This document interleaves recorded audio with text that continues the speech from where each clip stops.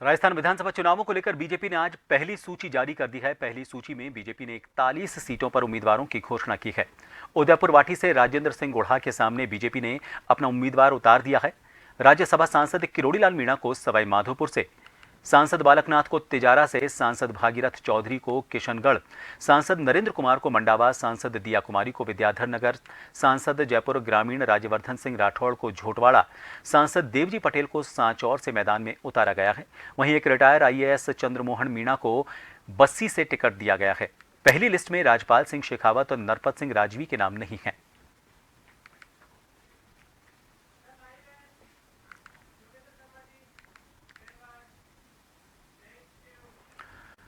और पहली सूची जारी करते ही अब कई तरह के जो राजनीतिक कयास हैं वो भी तेज हो गए हैं।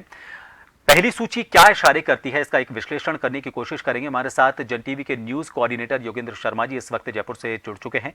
योगेंद्र जी, इस लिस्ट को आपने देखा होगा। वैसे ये कम ही ऐसा होता है कि जो अगर हम ये कहें कि श्राद्ध पक्ष जो होता है उसमें अक्सर इस तरह की चीजों को नहीं किया जाता है राजनीतिक दलों की तरफ से, लेकिन उसे खैर बिल्कुल इग्नोर किया गया है। पहली सूची में 41 नाम और उसमें 7 नाम सांसदों के, 2 बड़े नाम इसमें नहीं हैं। क्या लगता है किस तरह की तैयारी बीजेपी की है? भरोसा किन लोगों पर ज्यादा नजर आ रहा है पहली सूची में बीजेपी को?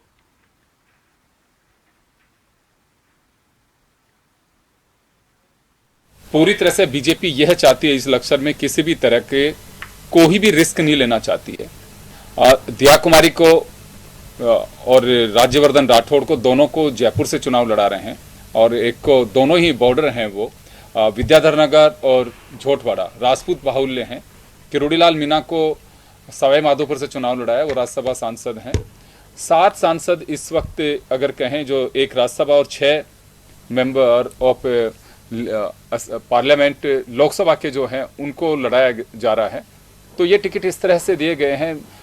एक सबसे बड़ी जो बात दिखाई दे रही थी लाल डायरी की, लाल डायरी में उदयपुर वाटी से क्या समझौते में सीट जाएगी शिवसेना के साथ में, ये एक माना जा रहा था कि राजेंद्र गुढ़ा के सामने शायद बीजेपी कोई कैंडिडेट चुनाव नहीं लड़ाए, लेकिन ऐसा नहीं हुआ। शुभकरण चौधरी को मैदान में उतारा है और इसी के साथ में एक साफ स्थिति बन गई है कि बीजेपी कुछ अलग अंदाज से इस बार चुनाव लड़ रही है।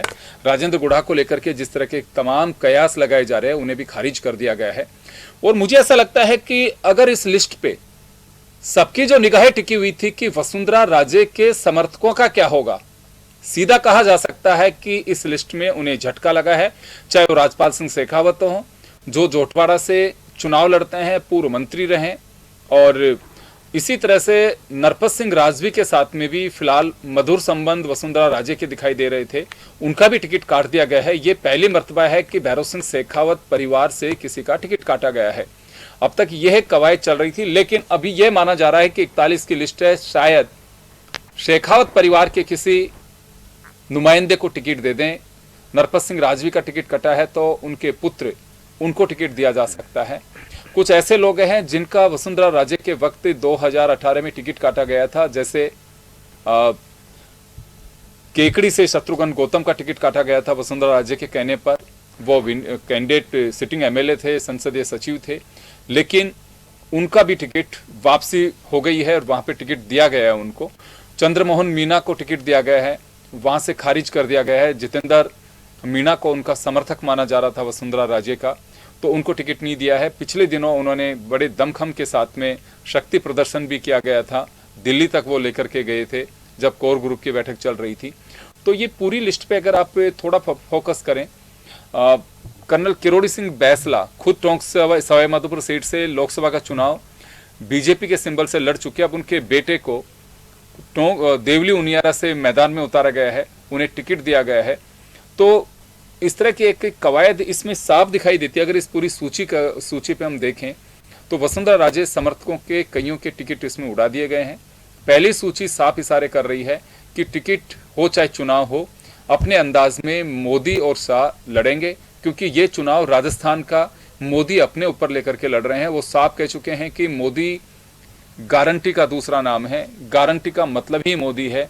और ये चुनाव जो है, चाहे तूफानी तरीके से लड़ा जाए, चाहे कैसे भी लड़ा जाए, ये चुनाव कांग्रेस वर्सेस नरेंद्र मोदी होगा। और अगर हम गोविंद सिंह डोटासरा की बात करें तो उनके सामने उनके ध्रुव विरोधी पूर्व केंद्रीय मंत्री सुभाष महरिया, जिन्होंने हाल ही में दामन थामा बीजेपी का, वो चुनाव लड़ेंगे, उनको टिकट दे दिया गया। अगर डोटासरा वहीं से चुनाव लड़ते हैं तो बड़ा रोचक मुकाबला रहेगा। प्रभात, ये कुछ लोगों के नए चेहरे सामने आए हैं। भीलवाड़ा से 2 टिकट डिक्लेयर किए हैं, लेकिन दोनों ही रोचक इशारा करते हैं। आप ये देखिए कि मांडल से कालूलाल गुजर के सामने बगावत करके उदयलाल भडाना ने ताल ठोकी थी, उन्हें बीजेपी ज्वाइन कराया गया और अभी उन्हें टिकट दे दिया गया है। इसी तरह से सहाड़ा से आपको ध्यान होगा कि पीतलिया, लादूराम पीतलिया, जो बगावत करके बाई इलेक्शन लड़ रहे थे, उन्हें बैठाया गया और बैठाने के बाद अब टिकट से नवाजा गया है, उन्हें टिकट दे दिया गया है। तो कुछ ऐसे हैं, कुछ प्रत्याशियों के टिकट कटे हैं, कुछ पुराने चेहरे हैं, उन्हीं पे दाव खेला गया। अलवर ग्रामीण की बात कर लेते हैं तो पिछली बार टिकट जयराम जाटव का काट दिया गया था, लेकिन इस बार जयराम जाटव को टिकट दिया गया है।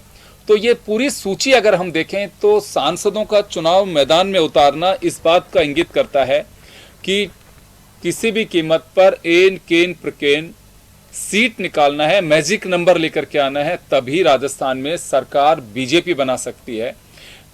ये एक बड़ी कवायद इस पूरी लिस्ट की देखें तो हम यही हो सकती है कि कैंडिडेट कैसा भी है, कौन है, कैंडिडेट जिताऊ होना चाहिए, बस यही सबसे बड़ी बात इसमें कही गई है। जी प्रभात। बिल्कुल योगेंद्र जी, देखिए अभी हो सकता है कुछ माहौल इस लिस्ट के बाद बीजेपी में नाराजगी का भी देखने को मिले।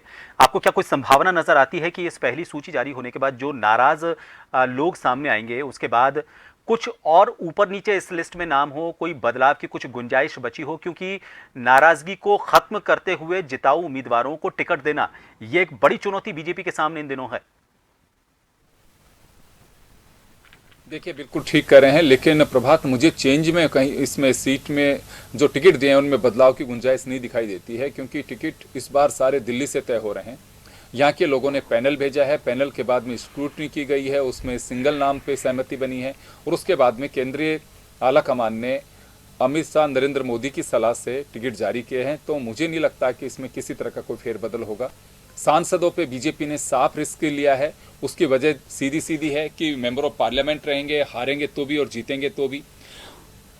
अभी अगर ये पार्लियामेंट से रिजाइन भी करा देते हैं तो बाई इलेक्शन नहीं होंगे, क्योंकि मार्च के फर्स्ट वीक तक पार्लियामेंट के इलेक्शन की आचार संहिता लग जाएगी, तो 2 महीने 3 महीने में कोई फर्क नहीं पड़ेगा। तो इसलिए आज से एक रिस्क ले रहे हैं और जैसी स्थिति बनेगी उसके बाद में कह देंगे कि आपको पार्लियामेंट लड़ाना हो तो पार्लियामेंट लड़ा दिया जाएगा। सरकार बनती है तो आपको एमएलए के साथ साथ मंत्री पद से भी नवाजा जा सकता है।